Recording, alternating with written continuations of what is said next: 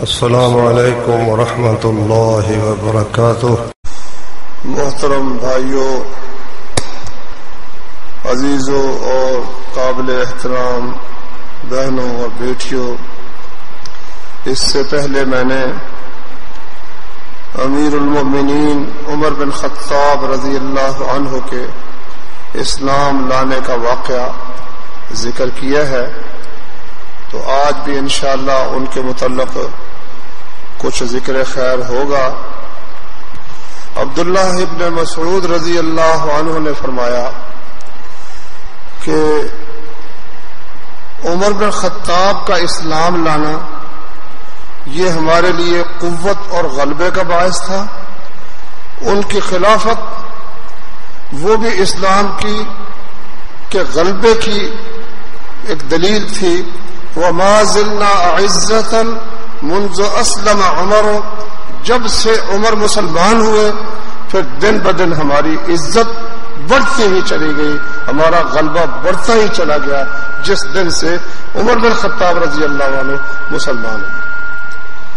تو اللہ کے نبی کی دعا تھی، اللہم اید الاسلام باحب الرجلین الیک، یا اللہ ان دو آدمیوں میں سے جو تجھے زیادہ محبوب ہے اس کے ذریعے سے اسلام کو قوت بخش دے، یا عمر بن خطاب کے ذریعے یا ابو جہل بن ہشام کے ذریعے، جس کو تو پسند کرتا ہے اس کے ذریعے سے اسلام کو قوت بخش دے۔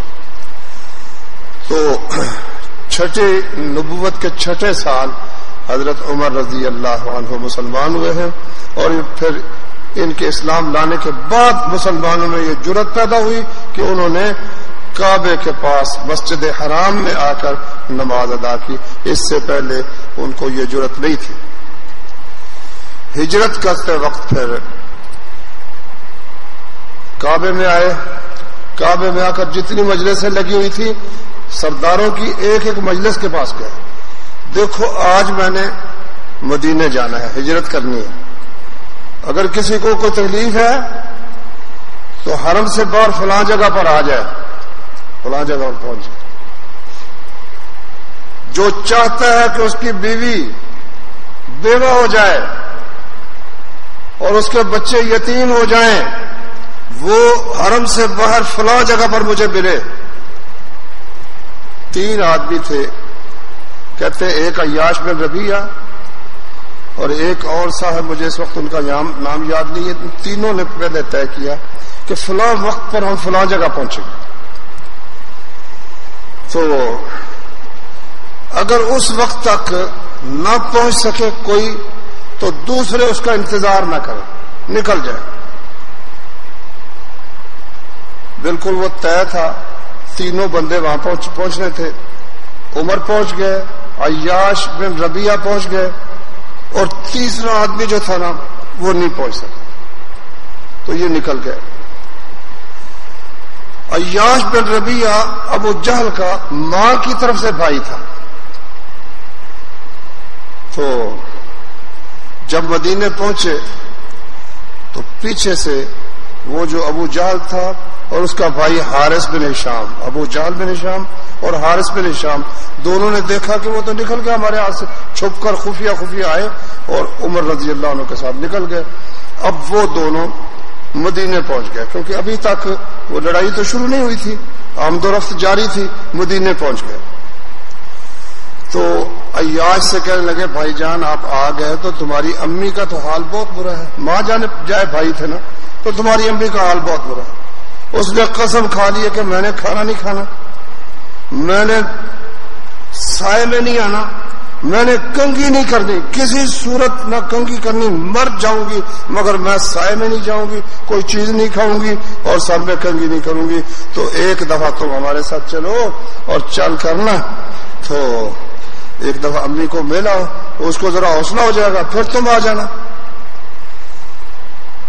حضرت عمر نے اسے کہا کہ یہ تمہیں داؤ لگانے کے لیے آئے ہیں، جب اس کو مکے کی دھوپ لگے گی نا خود بخود سائے میں چلی جائے گی، جب بھوک لگے گی نا خود بخود کھا لے گی، پھر جب جوئیں ستائیں گی خود بخود کنگھی کرے گی، پریشان ہونے کی ضرورت نہیں، نہ جاؤ، ایسا نہ ہو کہ تمہیں وہاں گرفتار قابو کر لے، پھر تم نہیں آ سکو گے۔ اس نے کہا بھائی جان بات یہ ہے مگر مسئلہ ماں کا ہے، ماں بڑی پریشان ہے، ماں جو ہے اس نے قسمیں 3 کھا رکھی ہے، نہ سائے میں جائے گی، نہ کنگھی کرے گی، نہ کوئی چیز کھائے پیے گی، تو ماں میری مر گئی۔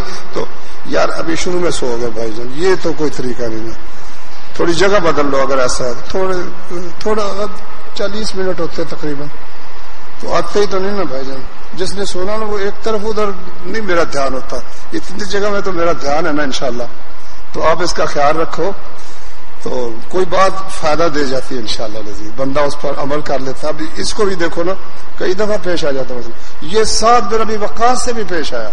سعد بن ابی وقاص ضرب المثل تھا وہ شخص کہ ماں کے ساتھ سلوک میں وہ شخص مشہور تھا مکے کے اندر کہ یہ بندہ ماں کے ساتھ سلوک 1 نمبر کرتا ہے، اس سے بہتر سلوک کوئی نہیں کرتا۔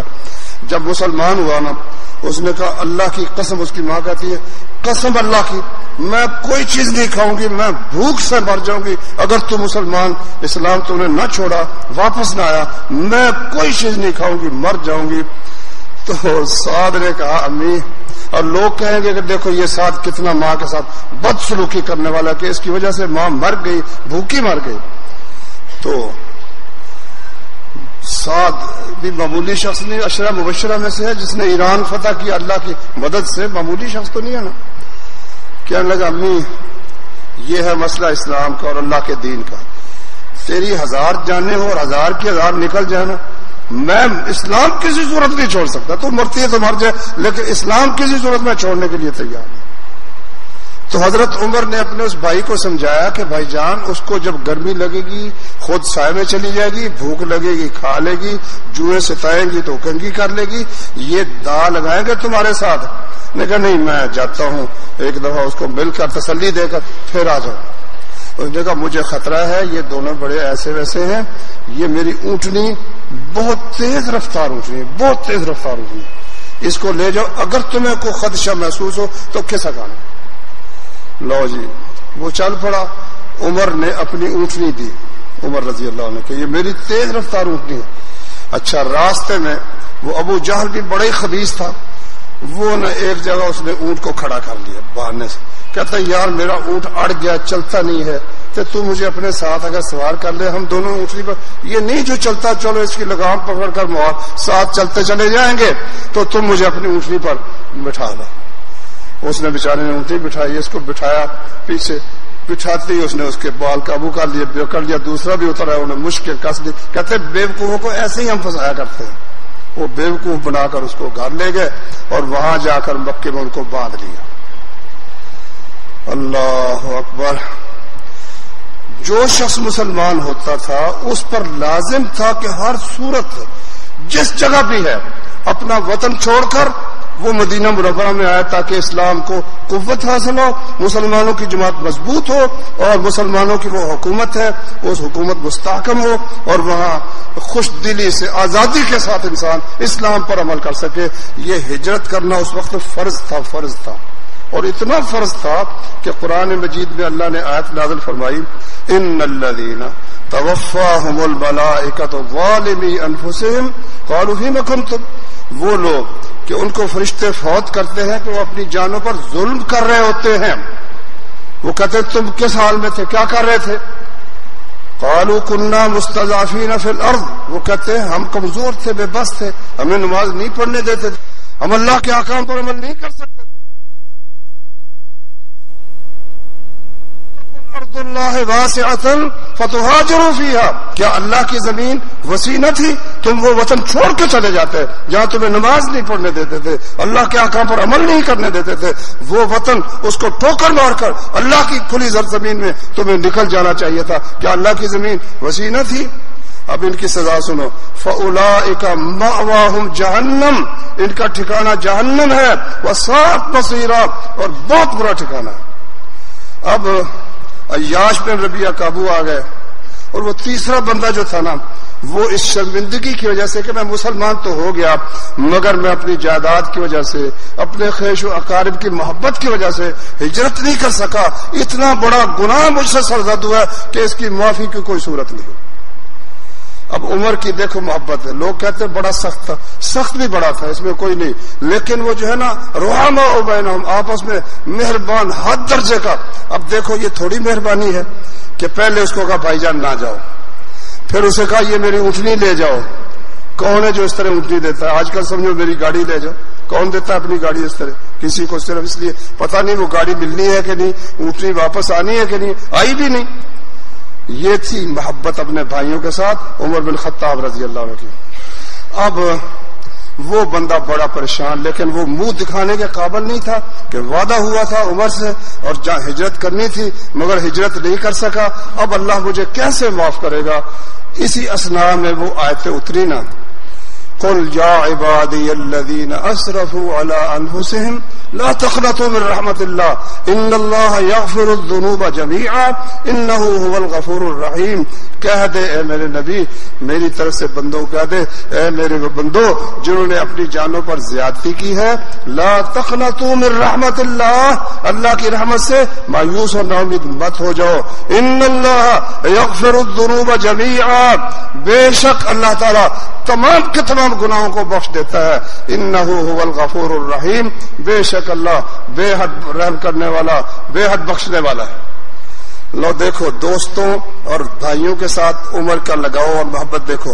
یہاں سے بندہ بھیجا خط دے کر کہ جاؤ، مجھے اس وقت ان بزرگ صحابی کا نام یاد نہیں، اس کے پاس جاؤ، اس کو میرا یہ خط دو، یہ میرا خط دو. اس میں یہ آیت لکھ کر بھیجی کہ اللہ نے یہ آیت نازل فرمائی ہے کہ اللہ ہر گناہ معاف کر دیتا ہے، تو تم کیوں بھاگے پھرتے ہو، کیوں اپنی جان بچاتے پھرتے ہو؟ آ جاؤ ہجرت کر کے، اللہ تعالیٰ یہ ہجرت نہ کر سکنے کا جو گناہ ہے یہ بھی معاف کر دیتا ہے. جب اس کو یہ پہنچا نا خط، وہ بھی پھر ہجرت کر کے مدینہ شریف میں آ گیا. یعنی اس قدر ساتھیوں کے ساتھ لگاؤ اور محبت. اور عیاش بن ربیعہ جو تھے نا، سبحان اللہ، صرف یہ نہیں کہ حضرت عمر کوئی، نبی کریم صلی اللہ علیہ وسلم کو دیکھو ہر نماز میں دعا کرتے اللہم انجل ولید ابن الولید، یا اللہ مکے میں لوگ جو انہوں نے باندھ کر رکھے ہوئے ہیں، ہم تو نکل کر آ گئے، خالد بن ولید کا بھائی ولید بن ولید انہوں نے جکڑ کر رکھا ہوا ہے زنجیروں کے ساتھ، ان کو نکلنے نہیں دیتے. عیاش بن ربیعہ کو جکڑ کے رکھا ہوا ہے، یا اللہ ولید بن ولید کو نجات عطا فرما، یا اللہ عیاش بن ربیعہ کو نجات عطا فرما. روز ہی دعائے قنوت، روز ہی. ہمارے تو ہزاروں ہیں جیلوں میں، دعائے قنوت کوئی نہیں ہوتی. وہ کوئی ہوگا جو جیل میں پڑا، ہمارا کیا لگتا ہے، ہماری بے حسی وہ ہم خود محسوس. اور دیکھو ان کی دیکھو محبت، وہ بے قرار ہیں. نبی صلی اللہ علیہ وسلم عمر کا دیکھا نا کہ خط لکھ رہے ہیں، کوشش کر رہے ہیں، سمجھا رہے ہیں مت جاؤ ان کی طرف.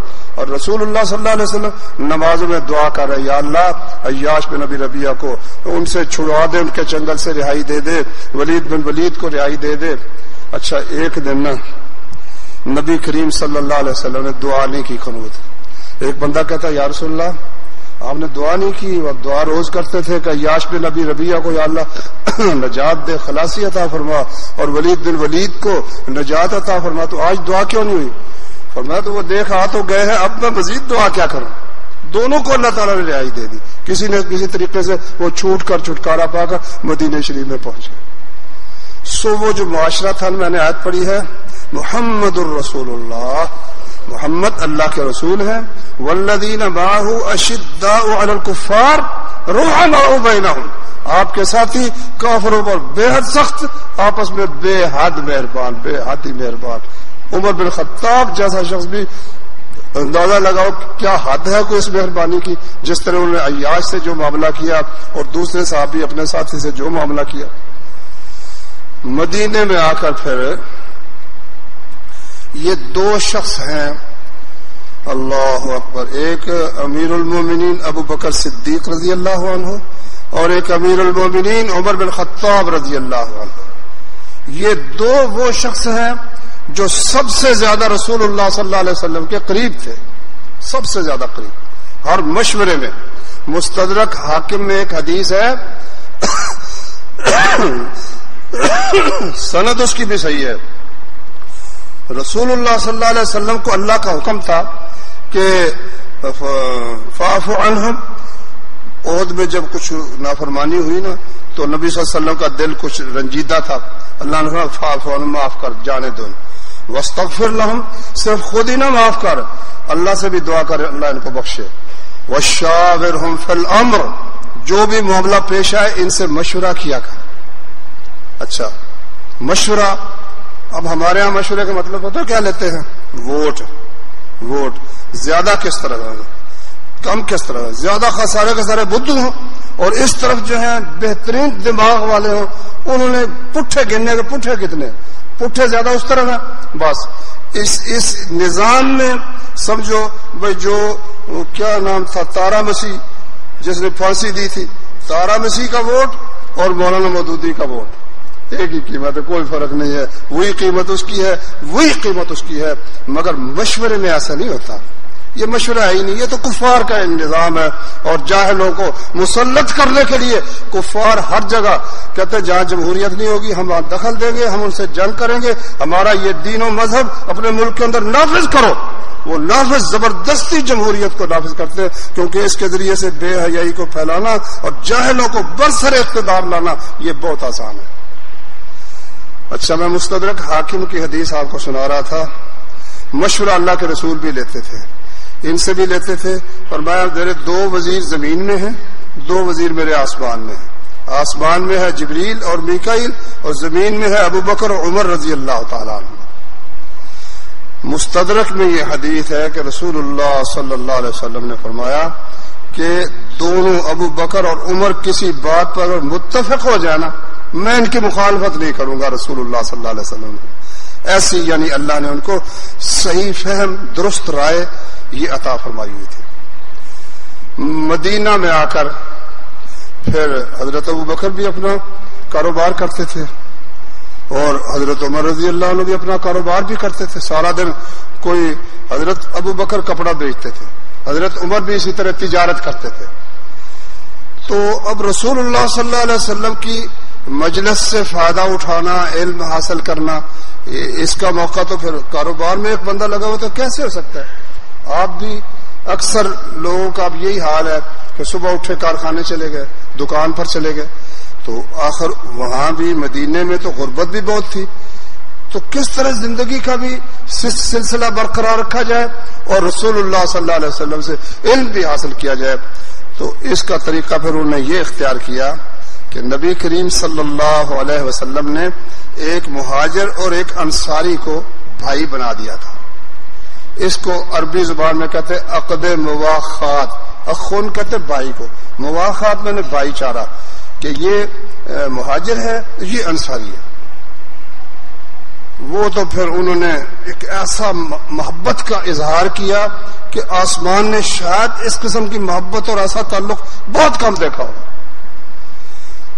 عبد الرحمن ابن عوف وہ بھی عشرہ مبشرہ سے ہیں.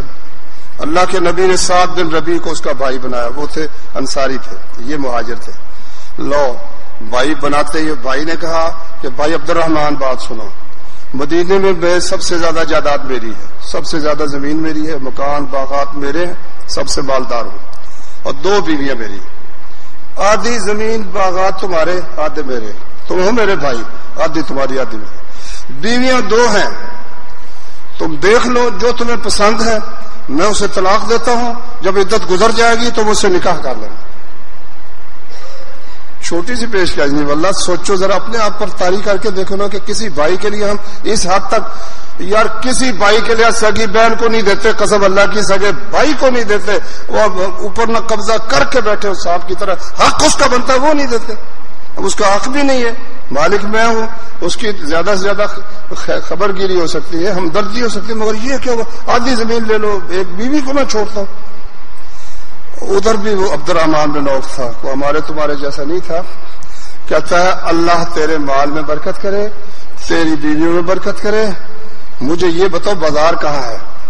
اس نے بتایا بنو قینقاع کا بازار تھا, تو وہاں تجارت ہوتی تھی. گئے, سودا یہاں سے لیا بیچا, لو جی شام کو کھا پی کر کچھ بچا کر پنیر اور چیزیں لے آئے. چند دنوں کے بعد نبی کریم صلی اللہ علیہ وسلم نے کپڑے پر نشان سا دیکھا, کوئی خوشبو کا تھا. کہا یہ کیا؟ کہتا جی میں نے شادی کر لی ہے. کہاں کی ہے؟ انصار کی ایک عورت کے ساتھ. کیا مہر دیا؟ ایک کھجور کی گٹھلی کے برابر سونا، یہ مہر دیا. اور میں اللہ برکت کرے تمہارے لیے تو ولیمہ کر دو، خواب بکرے کا کر دو، ایک بکرے کا کر دو.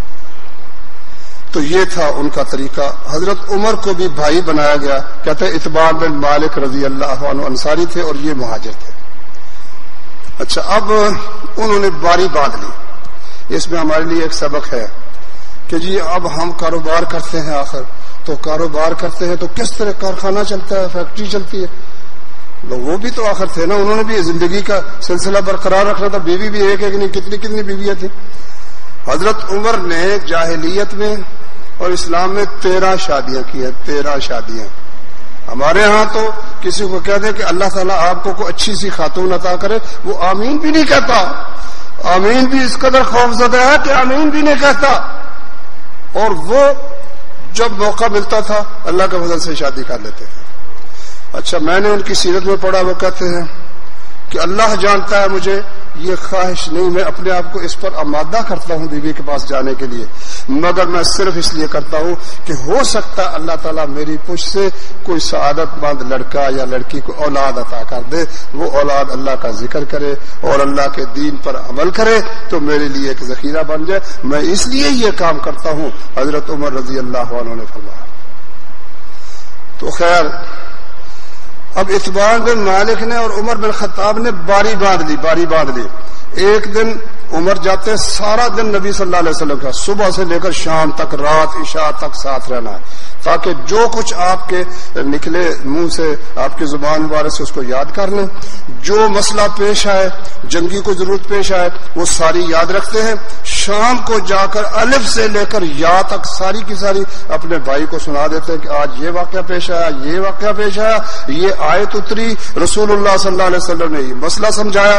شام کو جا کر سارا بتا دیتے. اور دوسرے دن پھر اتبان چلے جاتے، وہ سارا مسئلہ سارے دن رہتے اور آ کر پھر شام کو حضرت عمر رضی اللہ عنہ کو وہ سارا سمجھا دیتے. اس میں ہمارے لیے بہت بڑا سبق ہے. اب دو بھائی ہیں کارخانے میں اکٹھے، دونوں ہی جتے ہوئے ہیں. وہ ایک مثال کسی نے بنائی ہوئی ہے کہ انسان کی جو عمر ہے نا، اللہ کچھ سال تو جو ہے انسان کے 30 سال. مثال ہے، یہ نہیں کوئی مسئلہ ہے، مثال سمجھانے کے لیے کہ جب تقسیم ہونے لگی عمریں تو تمثیل ہے. تمثیل یہ سمجھو، میں تمہیں حدیث سنا رہا ہوں، تمثیل ہے. عمریں تقسیم ہونے لگی تو 30 سال انسان کو ملے. تو اس نے ٹھیک ہے، اب بیل کو بھی ملے نا 30 سال.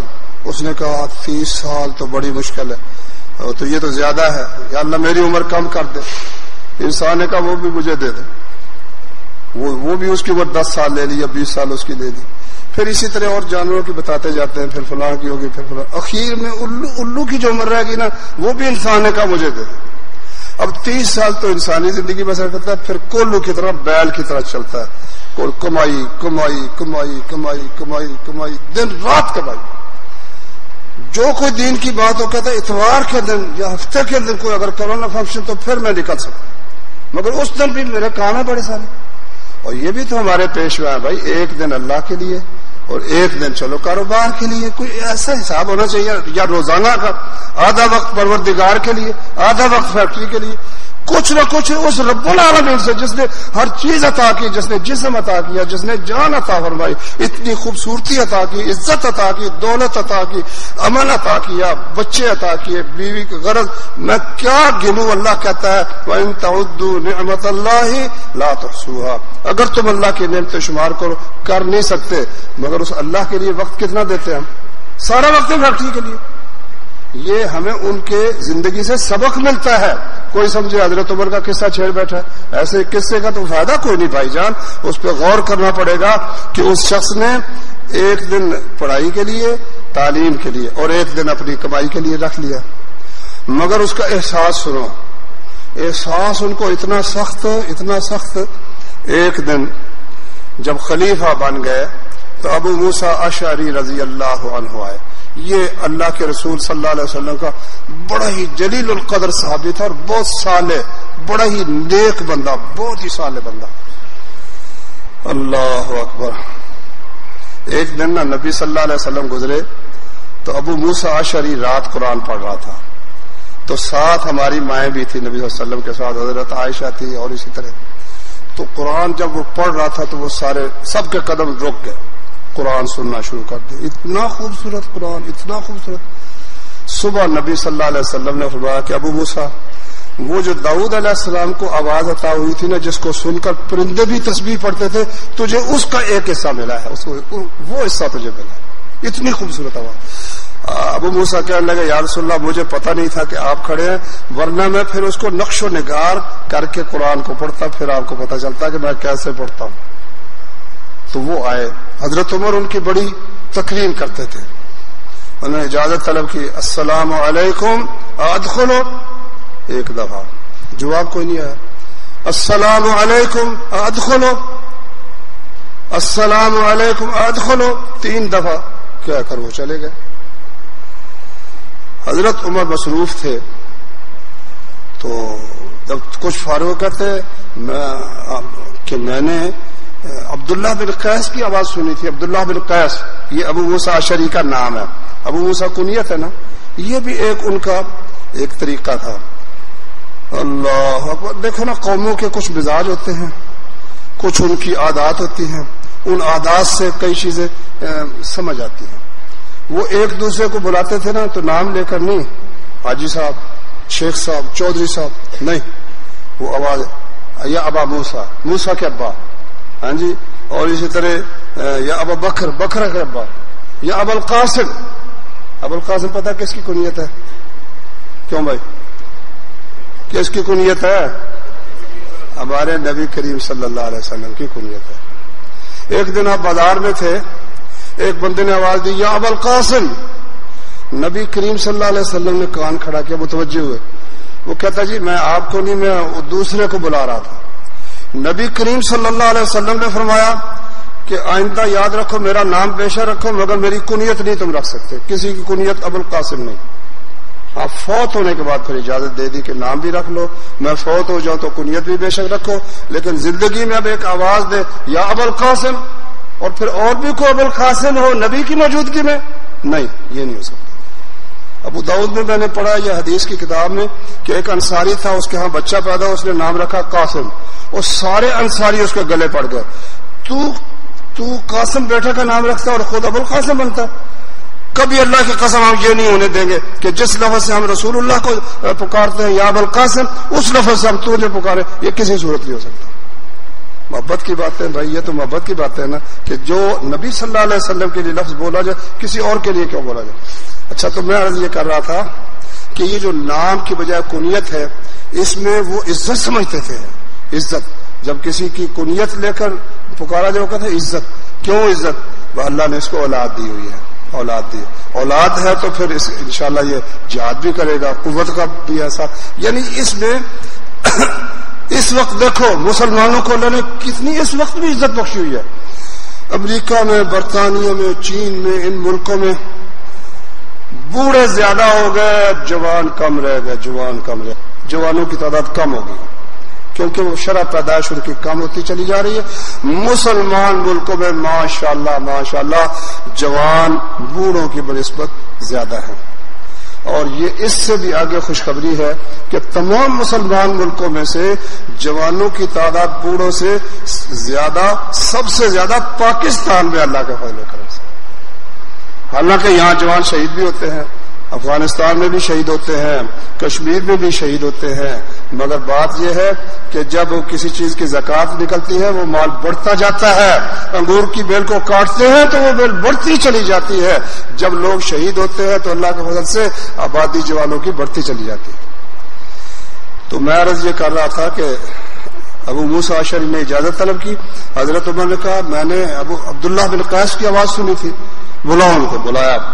ہاں بھائی جان آپ آئے کیوں نہیں؟ اس نے کہا جی میں نے رسول اللہ صلی اللہ علیہ وسلم سے سنا ہے کہ 3 دفعہ اجازت مانگو. 3 دفعہ السلام علیکم اجازت ہے. اچھا جی، آواز کوئی نہیں آئی. 3 دفعہ. اگر 3 دفعہ ہو جائے تو اب ہمارے ہاں تو ہے نا 3 دفعہ چڑھ کے 10 دفعہ بھی اگر نہ جواب دے تو دروازہ اکھیڑ دیتے ہیں. اپنے کوشش ہو تو اینٹیں اکھیڑ دے. اسلام کا ادب یہ نہیں ہے. ادب یہ ہے کہ 3 دفعہ اجازت مانگو، نہیں اجازت ملی چلے جاؤ چلے جاؤ. اچھا میں کہتے یہ چلا گیا. حضرت عمر نے کہا کہ میں نبی صلی اللہ علیہ وسلم کے ساتھ رہا ہوں. ان کو زوم بھی تھا، آخر آپ کے اتنا قرب تھا، اور وہ قرب اس حد تک چلا گیا تھا کہ جو نبی صلی اللہ علیہ وسلم کے سب سے قریبی تھے نا رشتہ دار تعلق دار، ان کو آپ نے گھر کا فرد ممبر بنا لیا ذاتی. کس طرح؟ ابو بکر اور عمر رضی اللہ عنہ یہ جانی دوست تھے. ان دونوں کی بیٹیاں اپنے نکاح میں لے لی، گھر ایک بن گیا. جب ابو بکر چاہے آ جائے نبی کے گھر، نبی جب چاہے ان کے گھر چلا جائے. عمر نے بھی اپنی بیٹی دے دی، جب عمر چاہے گھر آ جائے، جب رسول اللہ چاہے صلی اللہ علیہ وسلم عمر کے گھر چلا جائے. اور دوسرے 2 جانی دوست تھے، ان کو بیٹیاں دے دی، ایک عثمان کو دے دی اور ایک حضرت علی کو دے دی. یہ ایک گھرانہ بن گیا، دینی گھرانہ بھی تھا، اور پھر وہ گھرانہ ماشاءاللہ نسبی اور سسرالی تعلق بھی یہ قائم ہو گیا نبی کریم صلی اللہ علیہ وسلم کا. اچھا تو ان کو زوم تھا حضرت عمر کو کہ میں ساتھ رہتا تھا، مجھے مسائل معلوم ہے. کہتے میں نے تو نہیں سنا یہ مسئلہ، لو اس کا کوئی گواہ پیش کرو ورنہ میں تمہیں ٹھیک کروں گا. عمر کیا ان کا جذبہ بھی سخت تھا. ابو موسیٰ اشعری اس تلاش میں کہ کوئی آ کر گواہی دے کہ واقعی مسئلے ایسے ہیں. وہ انصار کچھ بیٹھے ہوئے تھے تو وہاں چلے گئے، جا کر ان سے کہا، اور خوف زدہ گھبرائے ہوئے لرز رہے. انہوں نے دیکھی حالت ابو موسیٰ کی ٹھیک نہیں، پتہ نہیں کیا مسئلہ، کیا ہوا بھائی؟ کہتے میں نے یہ 3 دفعہ اجازت مانگی تو اجازت ملی نہیں، میں واپس آ گیا. تو عمر نے مجھے بلوایا اور میں نے یہ حدیث سنائی تو وہ کہتے ہیں کو گواہ لاؤ، اور نہ میں یہ کروں گا میں وہ کروں گا. اچھا وہ سارے ہنسنے لگ گئے، کہتے یہ مسئلہ بھی نہیں عمر کو معلوم. اس کی شہادت کے لیے جو اس ہم سب سے چھوٹا ہے نا وہ جائے گا. ابو سعید خدری کو انہوں نے ساتھ بھیجا تو انہوں نے جا کر شہادت دی کہ واقعی رسول اللہ صلی اللہ علیہ وسلم نے یہ فرمایا ہے. اب حضرت عمر نے یہ لفظ بولے، کہتے الہان الصفق بالاسواق، بازاروں میں سودا کرنے نے مجھے بہت سے علم سے محروم رکھا کہ میں بازاروں میں سودا کے اندر ہی مشغول رہا، تجارت میں ہی مشغول رہا، اور جو علم مجھے حاصل ہونا چاہیے تھا وہ اتنا علم میں حاصل نہیں کر سکا. یہ شخص ہے جو ایک دن جاتا روزانہ، اور یہ نہیں کہ ہمیشہ کا نہیں، جب ڈیوٹی لگ جاتی ہے، ڈیوٹی لگ گئی نا پھر نہیں پرواہ کہ ایک دن میں نے تجارت کے لیے جاؤ آج تمہاری ڈیوٹی ہے اونٹ چرانے. صحیح بخاری میں حدیث ہے ایک دفعہ ڈیوٹی لگ گئی حضرت عمر کی اور عمار بن یاسر کی کہ اونٹ تم نے چرانے ہیں، مہینہ یا 2 مہینے کے لیے ڈیوٹی لگ گئی. گھر والے مدینہ میں ہیں، دونوں ساتھی گئے، اونٹ ان کے پاس ہے، اللہ جانے 100 تھے 200 تھے 500 تھے. وہ صحرا ہے عرب میں، اللہ تعالیٰ ہم سب کو لے جائے اپنے فضل و کرم سے. تو اب دیکھیں کتنی کھلی بے حساب زمینیں پڑی ہوئی ہیں. تو اونٹ چرانے کے لیے چلے گئے. اب وہاں پانی تو ہوتا نہیں تھا، پانی بہت کم ملتا تھا، تو کبھی کبھی دور سے آ کر کوئی خاص جگہ وہاں سے پانی لیتے تھے. اب دونوں کو احتلام، جوان آدمی کو احتلام تو ہو ہی جاتا ہے 2-4 دن کے بعد، احتلام ہو گیا حضرت عمر کو بھی اور حضرت عمار بن یاسر رضی اللہ عنہ کو بھی. اچھا تو وہ آیت اتری ہوئی تھی کہ وضو کرنا ہے، اگر پانی نہ ہو تو تیمم کر لو، ہاتھ زمین پر مارو، زمین پر ہاتھ مار کر چہرے پر پھیر لو اور ہاتھوں پر پھیر لو. تو عمار بن یاسر نے یہاں پھر نا اجتہاد تھوڑا سا کیا کہ جب وضو کے لیے اتنا ہے تو اب میں نے سارا جسم غسل کرنا ہے. وہ مٹی میں نا جانور کی طرح لوٹ پوٹ ہو کر نا انہوں نے سمجھا بس کام ہو گیا، انہوں نے نماز پڑھ لی. لیکن عمر رضی اللہ عنہ نے اس وقت تک نماز نہیں پڑھی جب تک کہ واپس نہیں آئے اور غسل نہیں کیا. تو جب واپس آئے تو رسول اللہ صلی اللہ علیہ وسلم سے بات بیان کی. نبی کریم صلی اللہ علیہ وسلم نے فرمایا انما کان یکفیکا، کہ عمار اس کی کیا ضرورت تھی کہ تم جانوروں کی طرح زمین میں لیٹے، غسل کے لیے بھی اتنا کافی تھا، غسل کے لیے بھی اتنا کافی تھا کہ زمین پر ہاتھ مارتے اور اس کو منہ پر پھیر لیتے اور کفین پر پھیر لیتے، بس. یہ صحیح بخاری کی حدیث ہے. یہاں یہ مسئلہ بھی تھوڑا سا میں آپ کو سناتا ہوں. عام طور پر لوگ تیمم کا طریقہ یہ بتاتے ہیں، زمین پر ہاتھ مارا اور اس کو جھاڑ کر منہ پر پھیر لیا.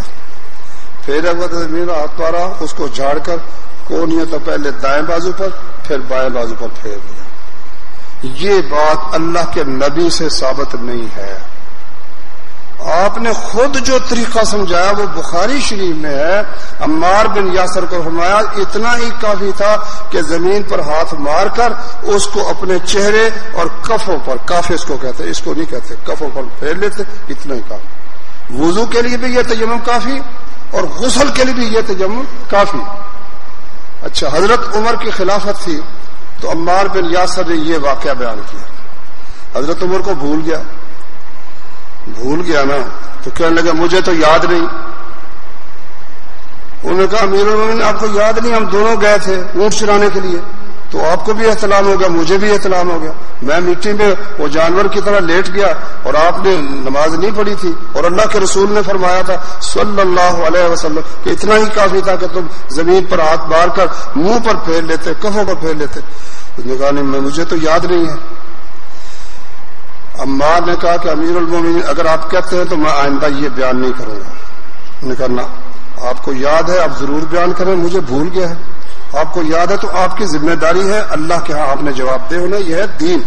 تم جب ذمہ داری اٹھاتے ہو تو ٹھیک ہے. اب اس واقعے سے بہت سی باتیں سمجھ آتی ہیں. ایک بات جو سمجھ آتی ہے نا، وہ جو میں نے ابو موسیٰ کا واقعہ بیان کیا رضی اللہ عنہ کا، کہ سلام جو ہے نا استئذان، اجازت طلب کرنا 3 دفعہ، یہ حضرت عمر کو معلوم نہیں تھا. اور انہوں نے کہا بھی کہ میں سودے کی وجہ سے، تجارت کی وجہ سے مجھے بہت سے مسئلے معلوم نہیں ہو سکتے. اس سے یہ بات معلوم ہوئی کہ یہ جو کہتے ہیں نا، ان کو کہیں بھی یہ ہے حدیث رسول اللہ صلی اللہ علیہ وسلم. کہتے ہیں ہمارے جو فلاں مولوی صاحب ہیں ان کو نہیں پتا، تمہیں زیادہ پتا. لو، یہ فلاں مولوی صاحب، فلاں امام، فلاں بزرگ، اس کو نہیں پتا. جب عمر کو نہیں پتا چل سکا تو اور کون شخص ہے کہ اس کو ہر بات کا علم ہے؟ اور کون سا شخص ہو سکتا ہے؟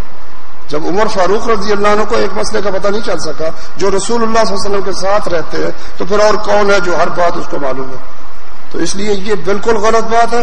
جو ہی قرآن کا حکم آئے، رسول اللہ صلی اللہ علیہ وسلم کی حدیث مل جائے، پھر یہ نہیں کہنا کہ امام ابو حنیفہ کو نہیں پتا، امام شافعی کو نہیں پتا، ہاں جی حضرت کشوشوی کو پتہ نہیں ہے، حضرت نقشبندی کو خبر نہیں ہے، تو زیادہ پڑھا ہوا آ گیا ہے. نہیں، جب ایک بات وہ عمر بن خطاب کو معلوم نہیں ہو سکتی تو ان کی شان میں سے کمی بھی واقعہ نہیں ہوتی، کمی بھی واقعہ نہیں ہوتی. سب کچھ تو اللہ کی ذات جانتی ہے، اور تو کوئی جانتا ہی نہیں. اللہ اکبر. اور وہ جو یہ بھی معلوم بندہ بھول بھی جاتا ہے. حضرت عمر جیسا شخص بھول گیا تو بھول بھی جاتا ہے انسان.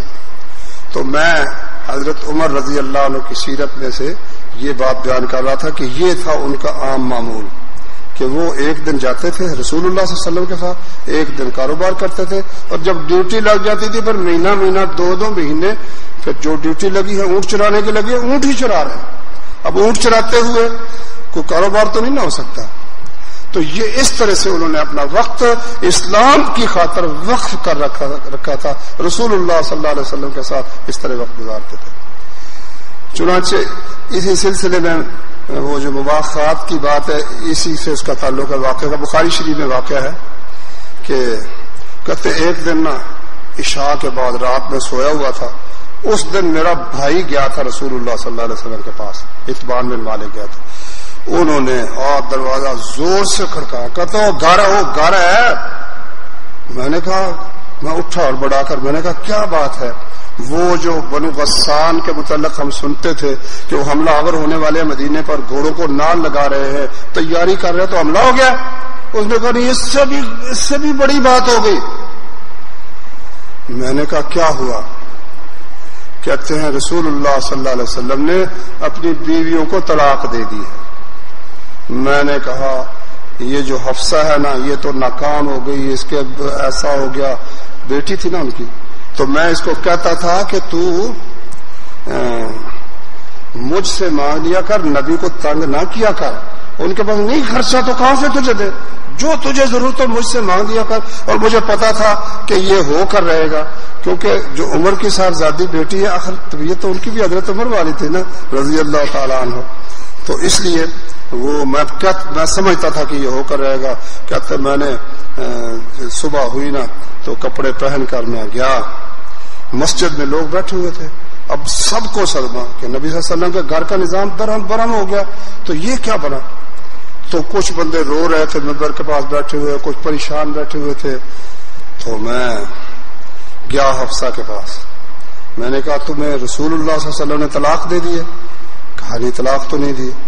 تو میں نے کہا میں تمہیں کہتا تھا نا کہ تم رسول اللہ صلی اللہ علیہ وسلم خرچہ نہ مانگا کرو، تنگ نہ کیا کرو، مجھ سے مانگ لیا کرو. اب دیکھا نا یہ اچھا. بہرحال نبی صلی اللہ علیہ وسلم ناراض ہو کر نہ بیویوں سے، ایک چبارہ تھا اس چبارے پر جا کر بیٹھ گئے، اور ایک سیڑھی تھی. سیڑھی بھی کیا تھی؟ کھجور کا ہوتا نا تنا، یہ اس طرح دروازے پر رکھ کر وہ ٹاک لگا کر اس کی پوڑیاں بنی ہوئی تھی. تو وہاں ایک حبشی لڑکا بیٹھا تھا وہ دربان کے طور پر. میں نے اس سے کہا کہ رسول اللہ صلی اللہ علیہ وسلم کو بتاؤ کہ عمر آیا ہے، اجازت مانگتا ہے.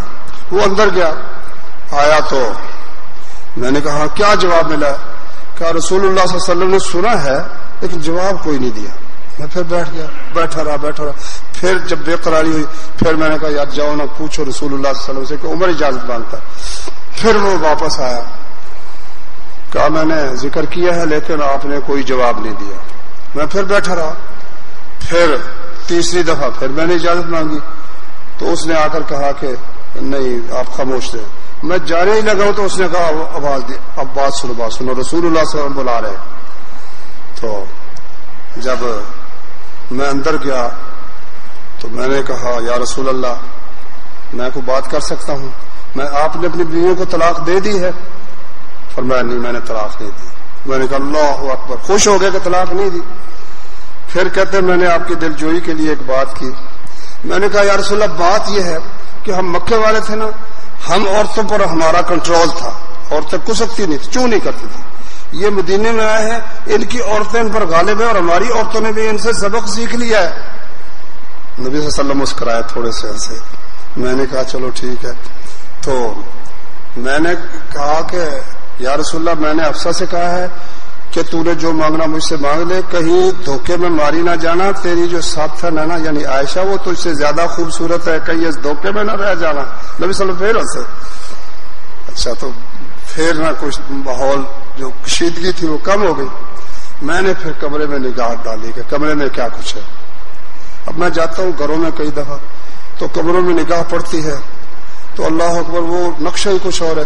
کہتے ہیں پورے کمرے میں کوئی نگاہ جس پہ پڑے شے ہی کوئی نہیں تھی، دیواروں کے سوا کچھ نہیں، بس نا 3-4 چمڑے وہ لٹک رہے تھے کچے، ان کو رنگنا تھا، رنگ کر اس کو استعمال کرنے کے لیے، اور کچھ بھی نہیں تھا. میں نے کہا یا رسول اللہ دیکھو یہ رومی اور یہ جو ہے فارسی ایرانی کتنی دولت ہے ان کے پاس، آپ دعا کریں اللہ فراخی کر دے. اور خطاب کے بیٹے تو ابھی تک تو یہ شاکی ہے، ان کی ہر نیکی کا بدلہ ان کو اللہ تعالیٰ نے دنیا میں ہی دے دیا ہے. ہماری نیکیاں وہ آخرت کے لیے محفوظ ہیں، ان کو دنیا میں ہی سارے کا سارا بدلہ دے دیا. اللہ اکبر اللہ اکبر. یہ واقعہ میں نے کیوں سنایا؟ وہ ان کی زندگی کا جو تھا نا، ایک دن جا رہے ہیں ایک دن نہیں جا رہے. وہ اتبان بن مالک نے خبر سنی نا اور آ کر ساری سنا دی. عمر جو سنتے تھے وہ اتبان بن مالک کو. ہمارے لیے اس میں یہ سبق ہے کہ ہمیں بھی کچھ وقت ایک دن اللہ کے دین کے لیے، ایک دن کاروبار کے لیے، یا اپنے بھائی ساتھی سے کر لیا بھی آدھا ٹائم جو ہے 12 بجے تک تم کرو، 12 بجے کے بعد شام تک میں کروں گا، آدھا ٹائم جا کر تم دین کا کام کرو، جہاد فی سبیل اللہ کا کام کرو، علم حاصل کرو. آدھا وقت مجھے تم فارغ کرو کہ میں اللہ کا دین اور علم حاصل کر سکوں، جہاد فی سبیل اللہ کا کوئی کام کر سکوں. اللہ تعالیٰ سمجھنے کی عمل کرنے کی توفیق عطا. 40,000 والا بانڈ سے 7.5 کروڑ کا پہلا انعام نکلا ہے. وہ یہ رقم کیا فلاحی کام میں خرچ کر سکتا ہے؟ مثلا مسجد بنوا دے، جہاد کے لیے دے دے، یا گورنمنٹ کو واپس کر دے. کیونکہ بانڈ بھی اس نے خریدا نہیں تھا بلکہ کہیں سے پیسے لینے تھے، اس میں ملا تھا. چیک کیا تو نمبر نکل آیا. وہی پیسے بالکل استعمال نہیں کرنا چاہتا. اچھا مشورہ دے کر شکریہ کا موقع دے. دیکھو بھائی جان، اگر آپ اس نیت سے خریدتے ہیں بانڈ کہ میرا انعام نکلے گا تو یہ جوا ہے اور حرام ہے، سود بھی ہے اس میں اور جوا بھی ہے.